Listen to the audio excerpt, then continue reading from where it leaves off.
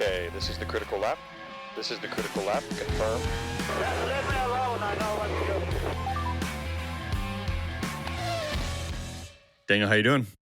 Doing great, Ruben. Great Welcome to see you, back. man. Yeah, welcome back to the Critical Lap, man. It's good to be back. It is good to be back. We're back from the spa, back from a nice spa weekend, as we say. Am I glowing? Am I glowing? I was just at spa. I was just at spa. That's right. Yeah, a spa. For the record, weekend. Ruben, I don't think you were in Belgium. I was not in Belgium. I also was not in Belgium. Just to be clear for the audience. No, but I'm glowing a little bit from having some F1 back after a 2-week break. I mean, what's not to glow about? You know, who's not glowing? Yeah, I'll be honest. We talked about this a little bit. They did freeze Nico Hulkenberg a little bit. I came off that high of Silverstone and that Nico Hulkenberg podium, and I started this one off with a lot of joy, and then nothing really joyful happened for a long time. So I don't know. The Formula One universe is really toying with us, honestly. Yeah, like just getting those dreams up and then dashing them again. Yeah. Hey, it was a good weekend. It was still a good weekend of races. I have a quick reaction for you right off the bat. Ooh, wow! I was not ready, but yeah, let's have it. Which would you rather watch, the 15 laps of the sprint race or the lap after 15 of the real race on to the end? Ooh, yeah. So we're talking one lap. So lap 16. No. You can either watch the first 15 laps of the sprint race, which was the sprint race, or you can watch lap 16 and on. The race on Sunday. Oh, I see what you're saying. Yeah. It's a race to the bottom, isn't it? In it. Yeah. You know, we really. I mean, let me just first of all react. I would rather see the actual Grand Prix because I like the Grand Prix. See the real Grand Prix. Yeah. But we sure did hype up Spa. Boy, we hyped it on this show. Man, we were excited. And boy, did it not really, hit the hype that we no, hyped. I mean, we're going to get into the ins and outs of it because there were some crucial moments where it went from this could be really fun to this could be eye-wateringly not fun.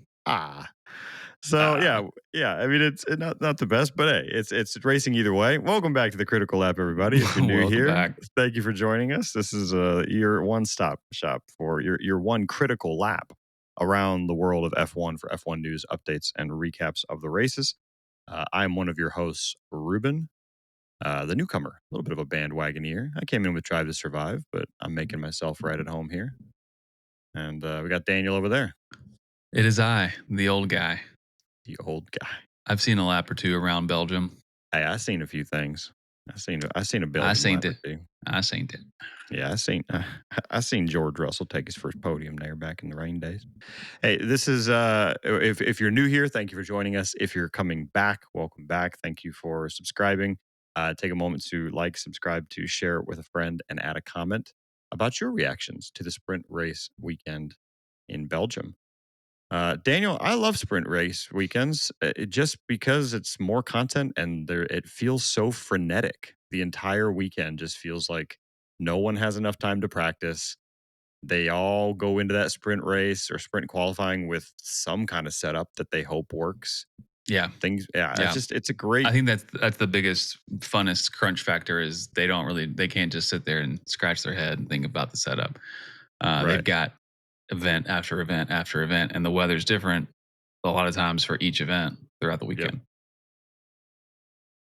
Yeah, it doesn't always yield the best races. I don't love sprint races. The sprint races themselves feel underdeveloped. It feels they're like a little one-dimensional. Yeah. I mean, given the fact that they had to do a mandated tire strategy for Monaco to get people stopping and get strategies switching it up. You'd think they get rid of events that you didn't have to stop for. Agreed. Right, or do mandated stops or something like that, which I think that's when there's a little bit of breaking the fourth wall, right? If you put out a 15-lap sprint race and then make everyone stop once to switch tires to make it fun, there's a little bit of an element of, all right, you've kind of broken the fourth wall there a little bit. Like we can kind of see that you're just gaming the system a little bit, but sprint races tend to be a little maybe they could assign like a different amount of points. No, they're already doing that. What else could they do to make the sprint race a little bit more interesting? I I kind of Maybe they liked should it back. assign more points for the sprint race. Maybe the stake should be a lot higher for the I sprint mean, it would. race. I think that would probably just favor the. That's just going to favor your front runners, right? Because they're going to qualify higher for the sprint race. I think the only way to make the sprint race more interesting is if they just change, if they change somehow, and I'm not sure how, the qualifying element to it, right? Like change that up a little Yeah. bit where you don't just go fastest to get front row because what's the point? Maybe they Maybe reverse some points order. for style, you know? Maybe Yeah, like maybe they put some cones in the straight and yeah. you got to do some slalom. If you hit the cones, you get points docked. Is it ridiculous just to suggest that they reverse order So that was like from the actually it's previous? not ridiculous because that was actually thrown around. I don't know if it was thrown around in an official sense or if it was just the media or Right. whatever body of things we represent suggesting like what if you qualified first and you had to start last? But I think that brings in an element of like, well, Everybody driving really slow during yeah, qualifying. how do you enforce? I was How, thinking more like hey, the Max, lowest point scorers or something like that, like flip Max, the I'm pretty order. sure you didn't do your best lap there, buddy. Yeah, yeah, yeah. But that's a good one. Like, Like, hey, wow, Max whatever. Verstappen on his slowest lap ever. Look, he's 20th. It's Max unbelievable. Verstappen coming around the third corner in reverse. What's going on here? Right. I guess that would Yeah, kind of ruin it. It also would be a little bit patronizing to say, like, oh, yeah. you Look know, who's first. yeah, just like, oh, hey, doing, come on, buddy, come on up to the front row. That'd be it. I guess what are that would you not be. What are you doing there in the back? Come on up to the front, Hey, dude. what are you do? What are you doing? So sprint race weekend, a little bit of a mixed bag. I do. It is fun. You kind of get the chaos of no practice, no prep. Some races feel a little bit like by the time they get to the actual race, it oftentimes feels like it's been doomed to be somewhat of a slow, predictable race because you've hashed it all out with 3 practice sessions and a qualifying run. And, by the time you get to the race, it's like, well, fastest car is the McLarens. They're on the front row. Good luck catching them. Sprint race weekend feels like it all just goes back and forth. I remember we talked about Verstappen trying the low or the high downforce setup in Silverstone. He went high down. No, he went low downforce. Tried to go slippery in Silverstone, and then it rained and kind of ruined his strategy. It felt like this time around there was a little bit of a mixed bag there for people who went with that high downforce to try to adapt to the rain. But yeah. So one of the big things that was kind of so starting off, I guess, kicking off with some details. If you missed the race weekend or if you didn't watch the whole thing, if you're like me and you jumped in later, I didn't get to watch live, then you got to skip an hour of people trying to make small talk while it rained. Right, and there was actually one mostly okay or nice to watch interview with Nico Hulkenberg. The details of which I don't really remember because I was like, when's the race going to start?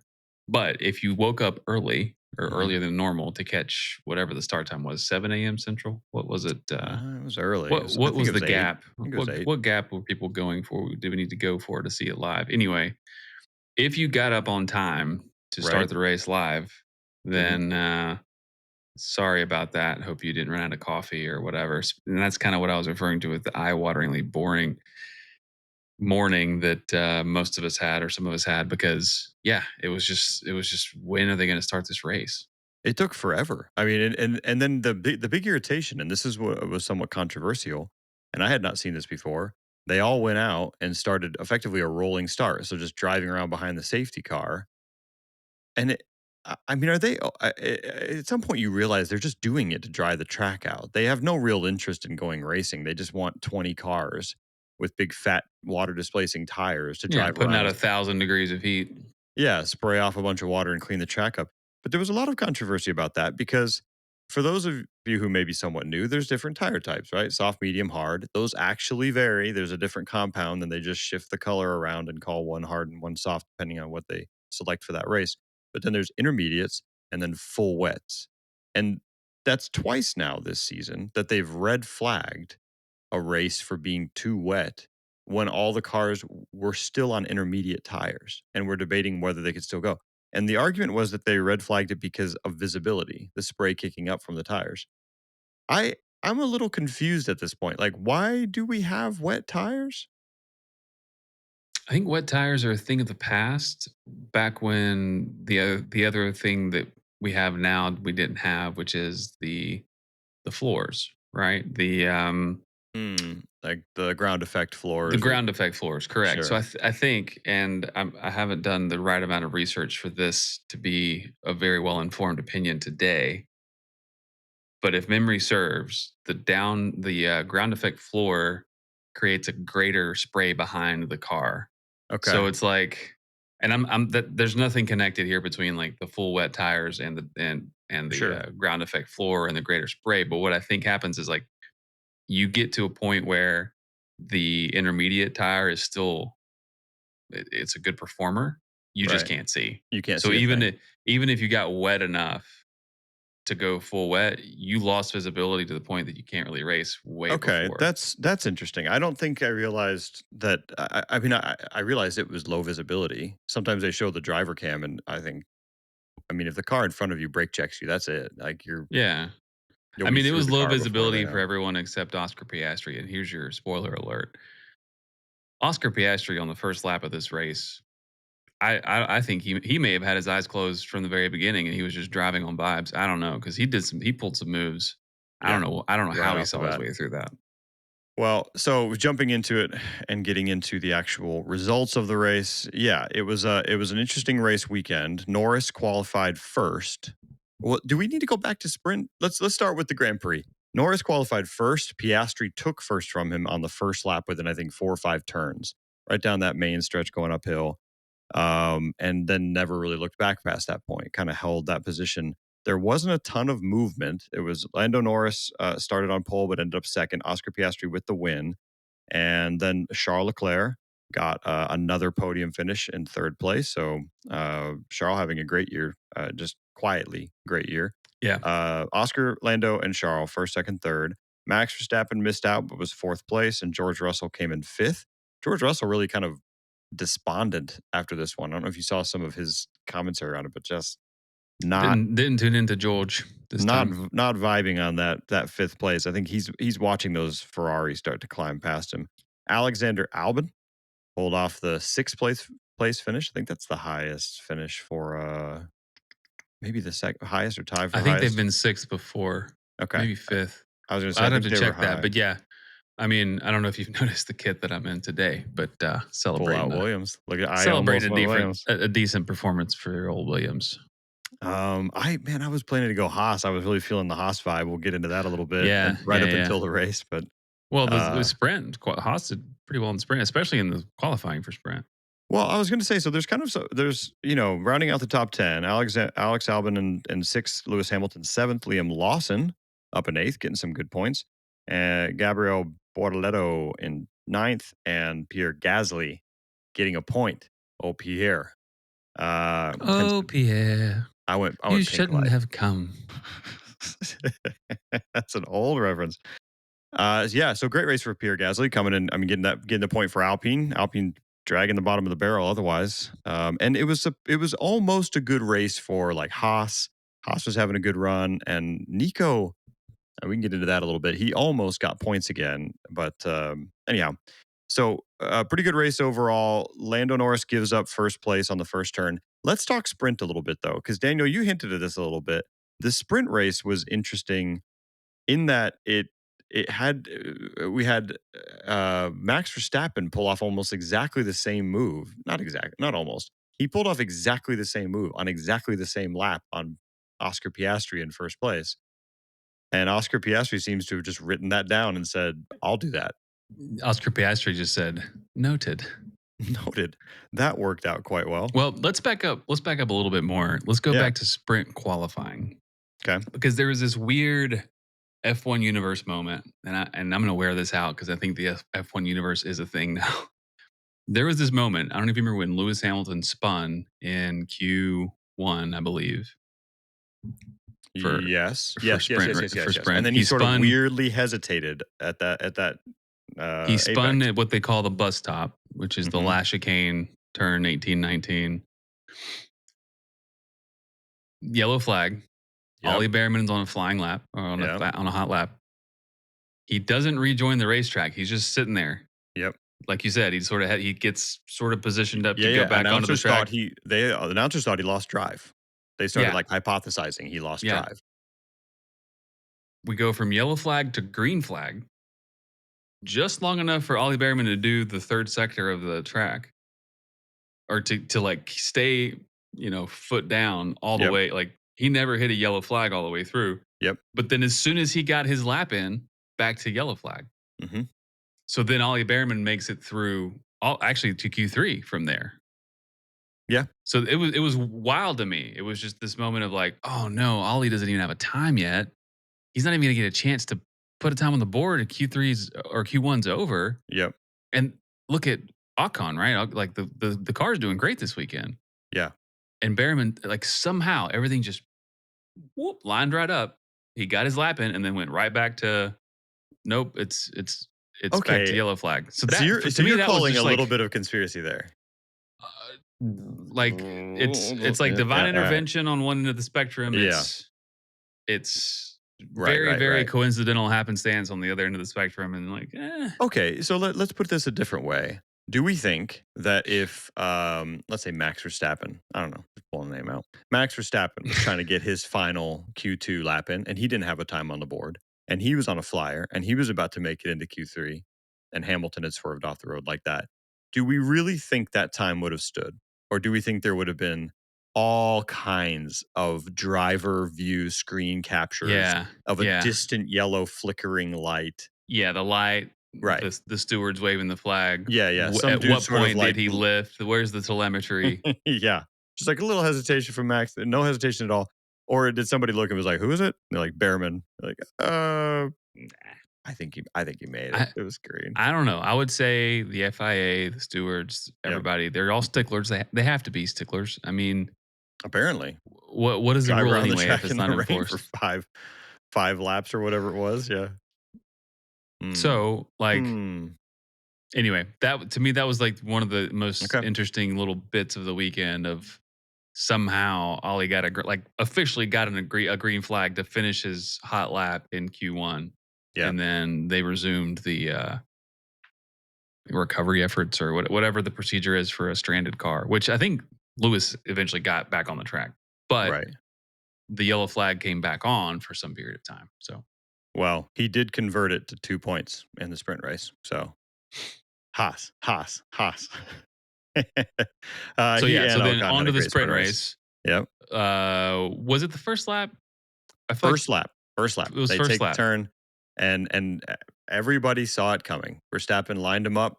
There's no DRS in the first lap, obviously. It wouldn't really matter, but there's no DRS in the first lap. They take that first turn, and then they kept I'm sorry. I'm still terrible with the names. Is anybody like me? The people say the turn names, but you can't keep track of them all.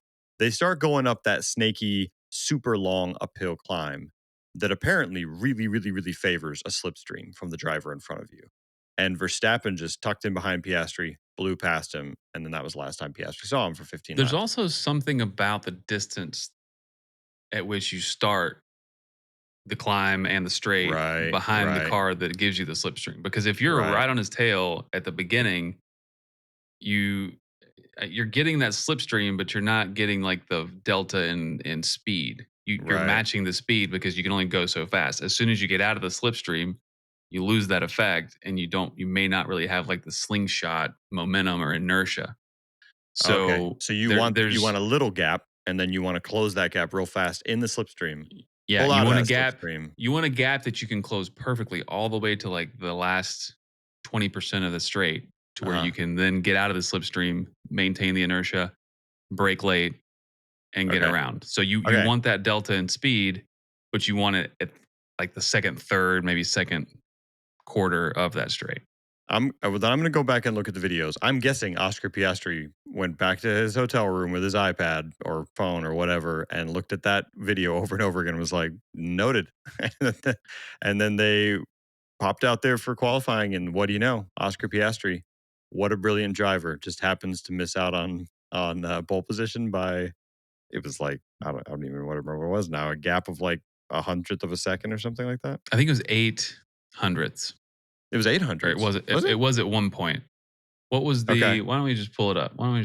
I've got it. So he qualified. Let's see. He was down. No, he was only down by less than 100th. It was less than a tenth.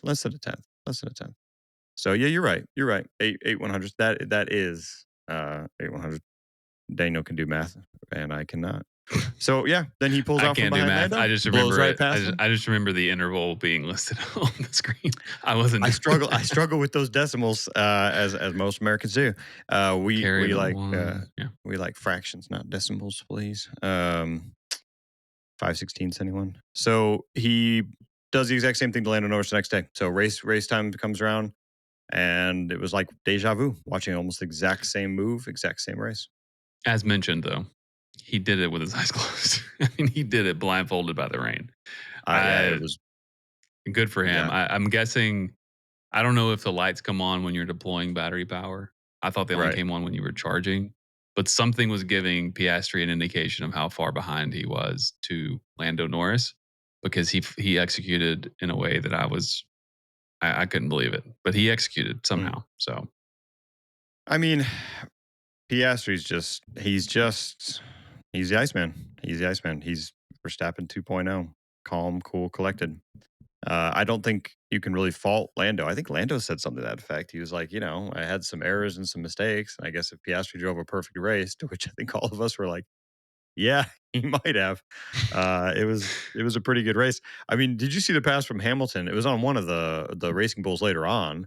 Same stretch, same thing, and they called it out. It was in the cooldown room. I can't remember if it was Lawson or I think it was Hadjar. Hadjar. I think it was Hadjar. Yeah. That makes sense. But he did the same thing. Almost tore his front wing off. He got so close behind him, and not nearly as much spray, but still an intense moment. Yeah, there it coming up that was stretch. this crazy. It was like I think the commentators were even saying that he was just avoiding this one wet spot or this area where if you got too far to the right, you were in more wet and you weren't on the dry line. Right. And so he just went all the way to the end as far as he could before getting into that moisture. Yeah. And it looked like he had forgotten to like. I go thought he was going around to him. pull a Lando Norris in Canada, rip his Right, smash right. his front bumper off, and It take was Hadjar close. out, which would have been a tender moment between Hamilton and Hadjar. Kind of got that little mentor relationship going on there, Mm-hmm. or at the very least, famous person with a really excited fan. Well, it was a good race. We come back to the same debate that I guess everybody's been having the entire season: Lando versus Oscar, right? Who's better? That raw talent, sort of, so to speak, of Lando Norris versus this just metronomic precision of Oscar Piastri. I'm not sure either is like a fair. I don't know that is a fair comparison. I think they both have some equal talents there, but I I still have to give the nod, and I don't know. Maybe this is just a quick reaction. I've got to give the nod to Piastri for the championship this year, simply because he just seems to make fewer mistakes, even if the mistakes are small. And that's the end of this episode, everybody. And that's it. And on that bombshell. I'm curious. So, what's your Daniel? What's your take still? I mean, I know at one point you were still leaning Norris. I mean, I still like Norris. I think Norris's championship run has been a longer time coming, Yeah, and he's been putting in the work for longer. The car hasn't always been there. right. They had the car last year, but they only had it for half the year. So this year is going to be the first full year that the McLaren is actually the dominant car, Yeah, objectively. So it's sort of, I think it's a little bit disappointing, or if I'm Lando, I'm a little disappointed right. that like the car is finally perfect or finally dominant. And guess what? There's just as good of a driver in the other one. Right. Dang it. you know? Yeah, I mean that does have to be the thought going through his head. I can't believe I waited this long to get this good of a car to be beaten by this few points by someone who's just Yeah. So just strictly on the like, I was here first vibe or feeling that we all have as kids of, right, I deserve this because I called shotgun. Therefore, I ride in the front seat. I right, called it right. just strictly on that premise. I think Lando should Like either everybody get. wants to see him win that because of that he worked. Yeah. Yeah. I think He so. seems to have worked harder for it, and I think it's fair to say on that team at this level, he worked harder for this championship. Not maybe this year, maybe the talent's not there. Nobody really cares in terms of who crosses the line, but yeah, I think that's why there's so much energy behind people wanting to see Norris get that win. That's at least where my energy comes from. And I think I've said Yeah, it before. However, Oscar really is executing. He's really right, doing it. right, It's hard to deny. And I think to your point, objectively, Oscar really is I mean, on paper, he's got the points. I don't think that's like a luck or a timing thing necessarily. I think that is just, hey, he's put a better Right. lap in, a Right. better race in, or whatever, more often than Lando has. Lando may be a little bit more seasoned, a little bit more natural, a little bit more. I mean, he out qualified by a little bit, but he did out qualify Piastri. So there's no Yeah. more, there's no closer comparison you can draw between same conditions, Q3, same car, two different drivers. One's 800ths of a second faster. That he's the better Yeah. driver in that moment, in that situation. But then you got to battle it out, right? Then you got to go Right. head to head. Or you have So to watch as your teammate gets passed by Verstappen in the sprint race and say, I think I'd like to do that tomorrow. right. So Yeah, I hear you. I think we want to see. I think everybody would love to see Norris win. I do think it will be, and again, not taking anything away from Piastri. I want to see Piastri win. I want to see them both win. I'd love to see them take turns. I think we've all been waiting longer to see Norris get the win. I do think Drive to Survive narratives aside, because you know what their narrative will be, but putting that aside, it will be a tough end of the season, I think, for Norris if he loses to his teammate. To your point, having worked this long for this, to be beaten by a teammate who's that close, where there's kind of only a hair's difference between you in the last dominant year, likely for McLaren, unless they just happen to come out with an amazing car in the new regulations. That's a tough loss. And what do they always say? Like, if you want to beat your teammate, right? Like, ideal that's scenario. the first person you have to beat is your teammate. The only person Right. that actually matters if you beat or not is your teammate. And the only person that's really difficult to argue that you are better than, even though you have the wrong equipment, right? If you get beat by Verstappen, it's like, wow, that Red Bull, right? I mean, yeah, it's tough. I think last year, especially, there was definitely almost an overt statement from the team. We're going to favor Norris, right? He's closer in the championship. We have to. And if he'd gotten it done last year, that would have been ideal, because I think he's really going to have to scrap for it this year. Hey, I do want to go back though, because we touched on Hamilton a little bit, and then I want to go back to talk through Hamilton, because if you came to see some excitement in the sprint race, in the race rather, and you came to see some overtaking, you really wanted to just watch car number 40. Car number 44. 44, yeah. I pumped braked on that one first. I wasn't sure I had the right number. 44, because he passed everyone. I mean, everyone that he could. That was a climb. That was a rung by rung climb up the ladder, and impressive. I mean, Yeah. that car is better than all the cars in the second and third tranche there. That's Which is the thought that was just pounding in his brain all through Q1 of qualifying when he got dropped out. The most interesting thing to me about Lewis Hamilton this weekend is just his speechlessness in the interviews, where he's like, it's not a great weekend. I don't know what else to say. It's terrible. I don't know what's happening. I can't believe this.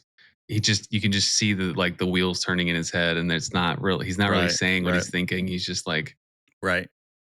I don't know. I don't know why it's so bad. And it's so hard to see. So the weird thing was, I was watching sprint qualifying, sprint race, right? Qualifying. And I wrote a note down, sad Hamilton is sad. Like, just watching sad Hamilton be sad is just a sad thing. It's a sad thing for the sport. I don't want to see it, right? Like him or hate him, you kind of want to see him irritatingly optimistic and competitive. It's just hard to see him kind of limp around sad and lick his wounds all season long. And then he shows up on the race, and it just looks like he's been sandbagging for 12 and a half races or whatever it's been. Flies to the front from 18th, finished 7th, right? At 11 overtakes and finished 7th. Unbelievable. And at times it didn't even look like he was working that hard. It was one thing when he started passing, Hulkenberg and Carlos Sainz and others kind of at the back of the field. And then he started climbing up past all the racing bulls and everyone else. I know Hadjar had kind of a bad day and filtered down to the bottom, but just a good day for Hamilton overall. That race, I guess. What's your take on Hamilton? Is he, let's call it like it is he just kind of at that coasting to the end of his career, a little bit washed up, doesn't have the edge still? Or is he just in that big of a funk jumping into that car? I think it's a car thing, 100%. I mean, I don't think that we can quite fathom how many variables can change and create small incremental losses or regressions and what you can do. And it just as an example, Max Verstappen in the Red Bull car, how precisely that car is developed for the person who can get the max performance out of it. No pun intended, Max.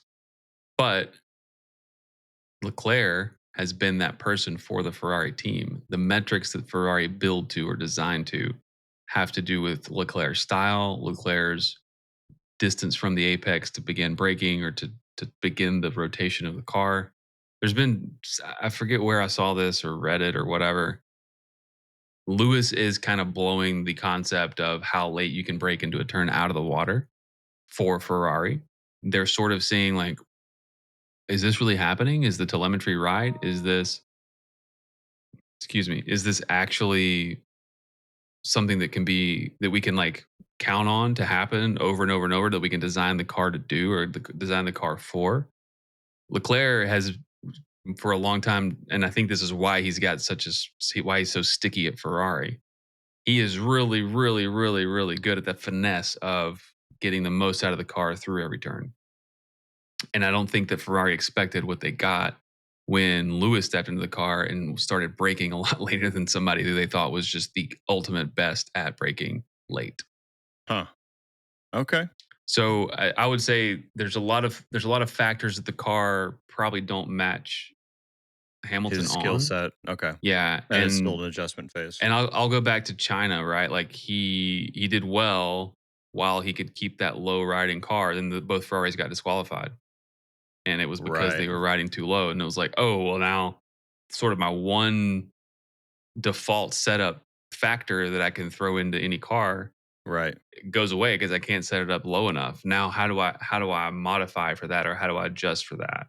So I would say it's a car thing, and I'm saying that sort of optimistically, hoping that next year, new regs, different. It doesn't matter how low the car is, really, because you're not worried about the optimal space with Right. that. What do we call it again? Ground effect floor, Yeah. ground effect downforce car. Yep. I think it's all about the vacuum wings. floor. Yeah, Is that yeah, and that's is that what and he'll have his DNA in the car. right, Who'd you think? right. So as long as some of the development for 26 is still ongoing or was ongoing when he officially joined the team, Yeah. then absolutely he'll have a Then he'll big have a better say. opportunity. Yeah. Which I think is great. I've had several conversations with friends about this, F1 fans, about Lewis Hamilton jumping into that car, Carlos Sainz jumping into a new car and trying to figure that one out. There's a couple drivers around the field here that are. I mean, if you count Esteban Ocon jumping into an entirely new car, a lot of drivers trying to adjust to new cars. And I think the challenge is if you have someone like Kimi Antonelli come in, it's not a new car; it's just a new level of the sport in general. But you've got Kimi Antonelli come in and they do pretty well early on. I guess we could unpack the woes of Kimi on this race, but maybe we've had enough sadness for the moment. But Kimi comes in and does really well, and you kind of expect everyone else to. I think by the same argument, then we still have to ask what's going on with Carlos Sainz because he just had another kind of dismal weekend and struggling to get to terms with that car. Sad on that front because we know the car could have performed Yeah, well enough to be in the top 6. apparently. I mean, that's what that's what Albon pulled out. So yeah, kind of a tough race, kind of an odd one for Hamilton. That's not to me the most interesting thing though. Daniel, did you see Lewis Hamilton's post on Instagram? His like mysterious 8 August 8th post. Did not. It's handy when the date and the month and the day are the same number Yeah. when Europeans post it because otherwise I get thrown off. Okay, I'm gonna throw this for you. I don't have the Wait, sound. in the 22nd month, there's no In the 22nd there's no month. 22nd month. Yeah, exactly. But then you get thrown off because of the time as well. All right, I'm gonna play this for you. I don't have sound on this one. Did you see this Instagram post from Lewis Hamilton? There's like a Matchbox 88 written on there, August 8th. There's pictures of like by the way, I had to leave the comment section open with Gene Wilder The suspense is terrible. Yeah, I hope it lasts. I hope it lasts. Like random pictures of icebergs and things like that. Do we think that the hands striking that match are Lewis Hamilton's hands? Do we see them long enough to recognize Yeah, we any do. tattoos? You can see the tattoos. Yeah, you can see the tattoos on it. Hang on. How do I put? Hang on. It was right at the beginning. No. There it is. See the tattoo? Yeah. Yep. Yeah. All right. Yeah. I think it's Hamilton's hands. He's lighting matches. So are there any words? Did you catch any of the words? I think I saw like realistic or something. There's like a scribbly one on that iceberg. Is he going to light the whole thing on fire? Right there. There was a floating match over the top. It's too fast. It's too fast. All right. So you need to go. For those of you who are listening, go now to Instagram, subscribe to Lewis Hamilton, watch the gas company relabeling itself to an energy company post, random icebergs, lots of matches. Daniel, I'm going to quick reaction. What is happening on August 8th that Hamilton is so excited to announce? And I have multiple choice for you if you just can't come up with anything off the top of your head. Well, before you give me any sorry. Before you poison the well of my thought I'll just process let you go. here. Do you want the post text that he posted? Yeah, I definitely need that. Sorry. Quote, "We've struck the match. Now follow the smoke." End quote. Okay, that doesn't do anything for me. Well, okay. You want to phone a friend? The only so the date is obviously convenient. Yep. It's a Friday, by the way. August 8th is a Friday. It's a Friday. Yep. I think I see it maybe is a shot of Notre Dame. Maybe. I don't know what Paris has to do with. There's pottery. There's some pottery. Yeah. Some glasses. I don't know if that's Notre Dame. I'm gonna get so 88 is badly. also 88 is 2 times 44. So this is his second.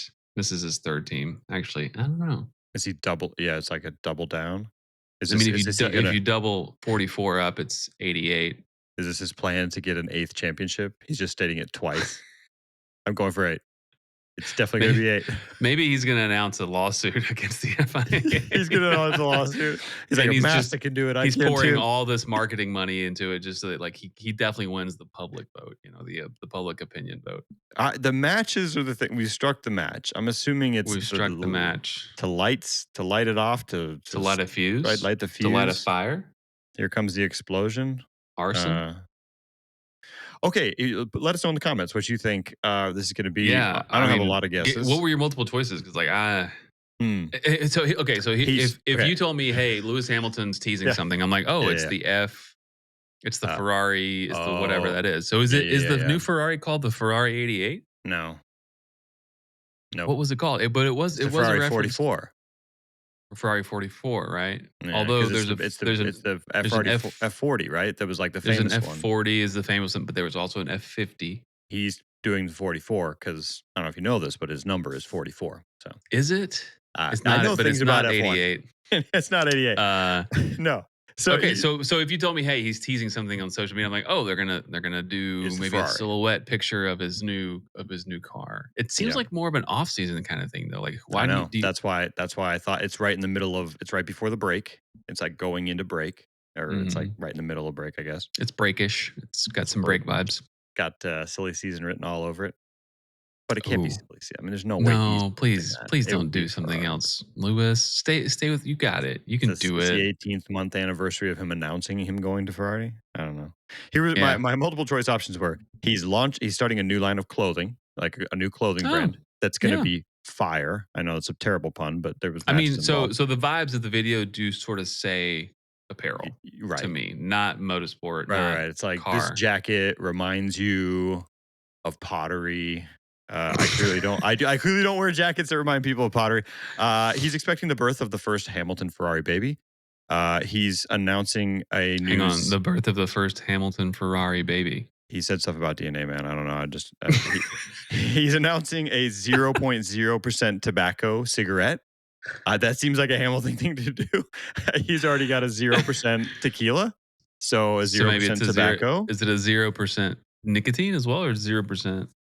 Smoke the cigarette and absolutely nothing happens to you. I don't know. The idea chewing on a straw. Yeah. Like, I suspect it will be more social movement or advancement focused, given that it's sort of like a light the match and set off other yeah, it's got like diffuse the match. revolutionary vibes, right? Yeah, Yeah. chain reaction. It was too close to the other matches. Anyway, we've probably hypothesized about this enough. I mean, Verstappen is like the one who's known for the smoke, the orange smoke coming across from the fans, right? Right, or at least his fans are. Um, which I'm surprised nobody's ever submitted like a complaint about that smoke coming across the field.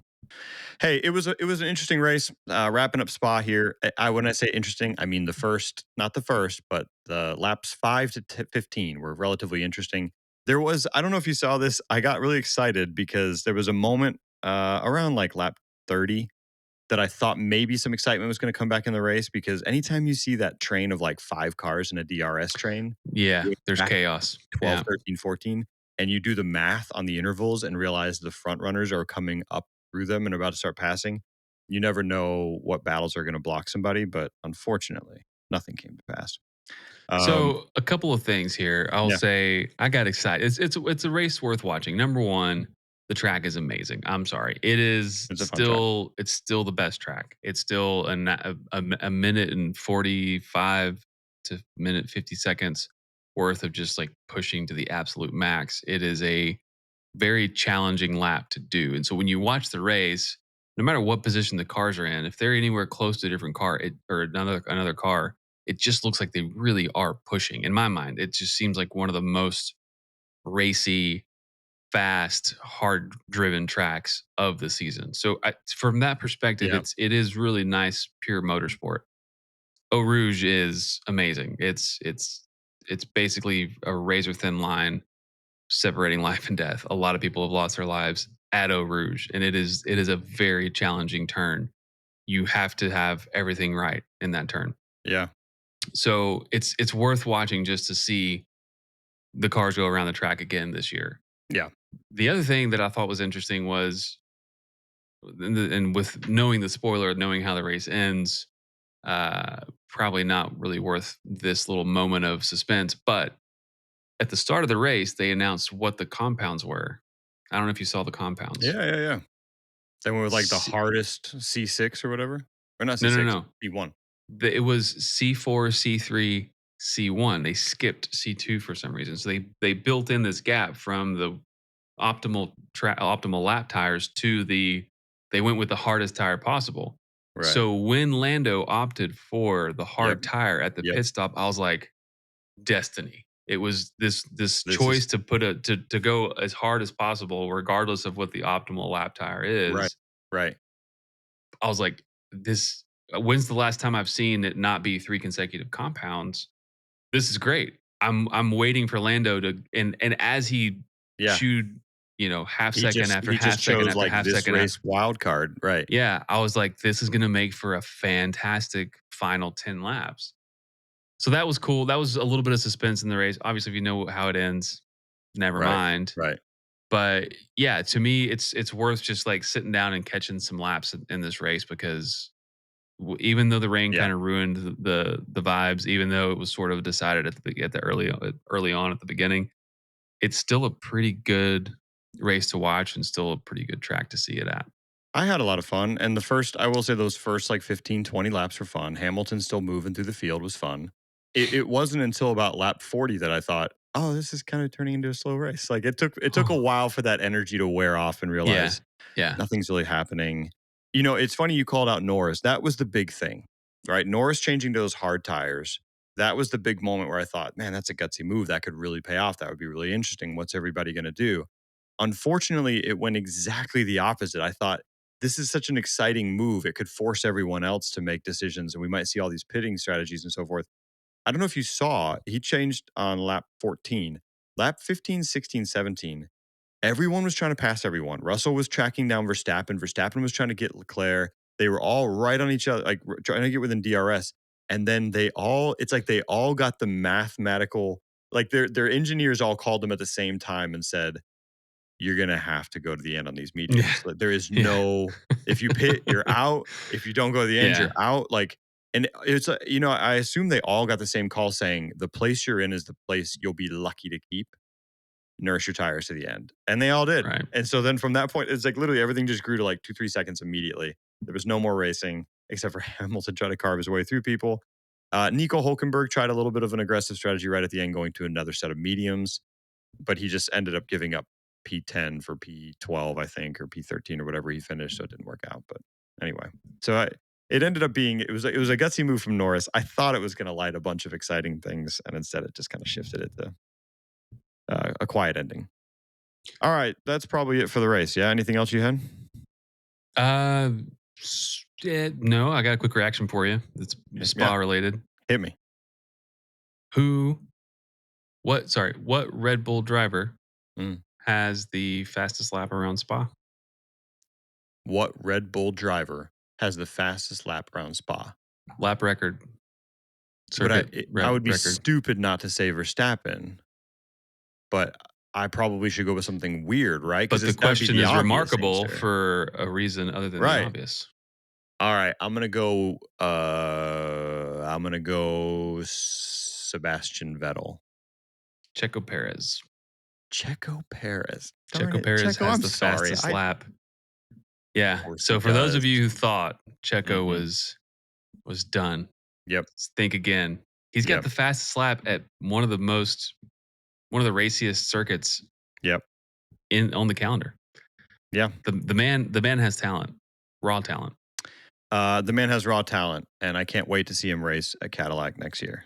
Along with Valtteri Bottas. Okay, this isn't a quick reaction. This is just did you see Nico Rosberg on just a menace on the Gridwalk, lighting up Jos Verstappen and Jenson Button, and then asking Valtteri Bottas if he had a contract with Cadillac? Did you see all that? I've seen the headline. I've not seen the content. So lay it on me, because Nico Rosberg, I think he knows what he's doing. Almost always, I think he knows what he's doing. Dude, Nico they walk up to Jos Verstappen, and what's that guy's name? Martin Brundle, I think is the older one. Martin Brundle's the asking a Gridwalk, question. sort of the Gridwalk, OG. Yeah, it definitely had sort of the like chasing down celebrities vibe. They just kept running around with their umbrellas, like, look, over here, Jos Verstappen. And they run up to Jos Verstappen, they start a conversation, and then Nico, they ask him a question about Christian Horner leaving, and he's kind of like, oh, that wasn't my call, that wasn't like, my decision. And then and Rosberg just leans in and is like, but last year you said he should be fired. And he's like, what? Last year you said he should go. And he's like, well, that was last year. I don't have anything to do with it. I don't. And then he very quickly remembered his PR lines and was like, I don't have anything to say about this. I don't have anything to say. And Rosberg was like, oh, now you're quiet. He's like, you're quiet now. It's really funny. That was great. Man. He had a little shot toward Jenson Button, and then he just straight up went up to Valtteri Bottas and was like, hey, we're excited about that. Something along the lines of like, we're excited about that Cadillac contract. And Bottas just goes, sorry, I couldn't hear you. What? And he goes, that Cadillac contract? He's like, sorry, what was that now? And finally he's like, okay, so you're not going to talk about it. It was great. It's a good moment. Nico has this hilarious intersection of, he's got nothing to prove. He's a world champion. Right. He's not going anywhere because he's very well liked. He doesn't need any of this. He's just doing it for fun. Right. And he's like, hey, I'm supposed to be here. My dad was part of this whole ecosystem for a long time. I grew up in it. Right. Don't tell me I don't know. Don't like he's basically, in my mind, and this is opinion, he is a culture setter. He's a trend setter in F1, not somebody who has to follow the rules. He can kind of make the rules because of his pedigree. He reminds me a little bit of Sebastian Vettel. Like it feels like if you put Vettel out there, he would just walk up to people and just say stuff like that. So yeah, it was fantastic. I'll take all the Nico Rosberg I can get. Hey, and I'll just give you one last quick reaction. Which phrase do announcers like more? Giving it the full beans, or giving it full beans, or driver one could give you a very detailed drawing of the back of that car. Two. I think they say one of those phrases at least twice every race.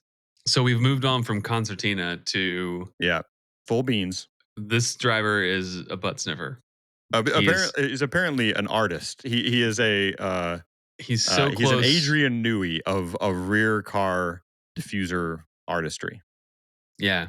I think it's the latter. I think that's the one that sticks out of my mind that they've said a lot more. Which, guys, by the way, that is not something that you could have said before these regulations. Before, no one could actually quite get that close and stay racy and maintain. If you were getting their that tires. close, you were rear-ending somebody. Yeah. You didn't really have the downforce you needed to control the car.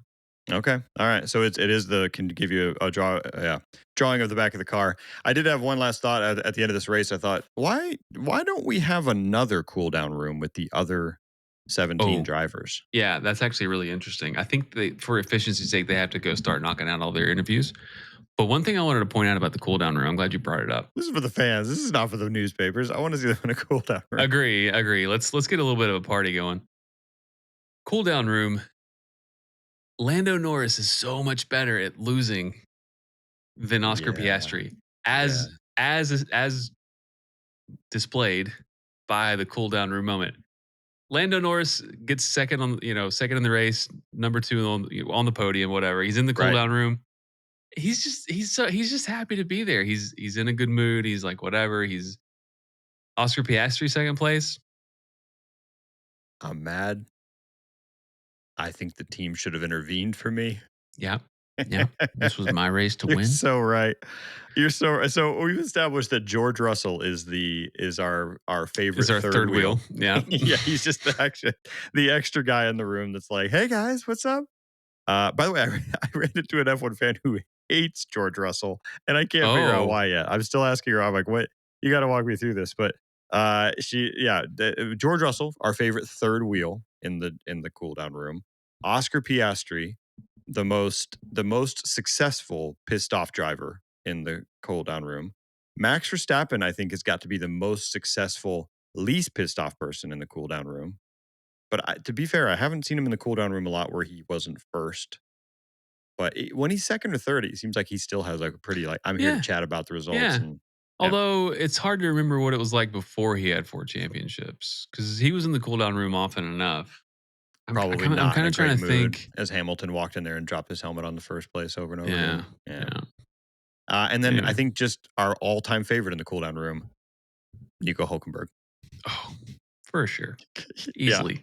And on that fan favorite, it's probably time to end when you wrap up this episode. That's it for this. Next up is the Hungarian Grand Prix, the Hungaroring. Budapest. Hungaroring.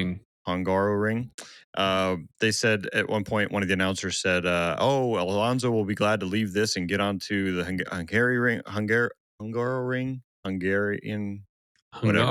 He's going to be happy to get to Hungary because he'll have good memories of that. It was his first F1 win. And I was like, can he remember that? That was a long time ago.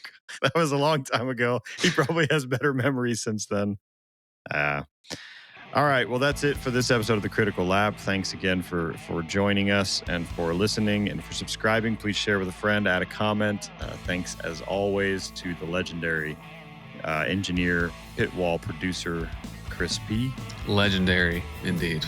That's right. Yep. He knows all the things I don't know and several things I do know, but knows them better than me. And on that note, we'll catch you next time on the Critical Lab. We'll be reviewing the Hungarian Grand Prix. Enjoy F1. See you next time. Later.